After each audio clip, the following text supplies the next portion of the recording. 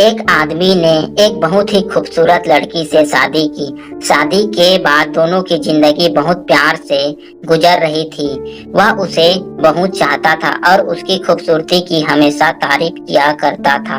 लेकिन कुछ महीनों के बाद लड़की चर्म रोग से ग्रसित हो गई और धीरे धीरे उसकी खूबसूरती जाने लगी। खुद को इस तरह देख उसके मन में डर समाने लगा कि यदि वह बदसूरत हो गई तो उसका पति उससे नफरत करने लगेगा और वह उसकी नफरत बर्दाश्त नहीं कर पाएगी। इस बीच एक दिन पति को किसी काम से शहर से बाहर जाना पड़ा।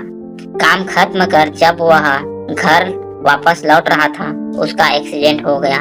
एक्सीडेंट में उसने अपनी दोनों आंखें खो दी, लेकिन इसके बावजूद भी उन दोनों की जिंदगी सामान्य तरीके से आगे बढ़ती रही।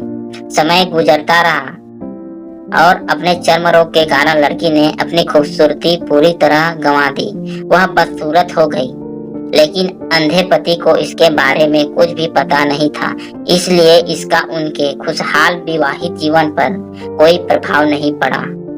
वह उसे उसी तरह प्यार करता रहा। एक दिन उस लड़की की मौत हो गई। पति अब अकेला हो गया था। वह बहुत दुखी था।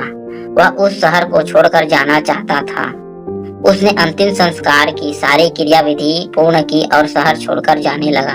तभी एक आदमी ने पीछे से उसे पुकारा और पास आकर कहा, अब तुम बिना सहारे के अकेले कैसे चल पाओगे?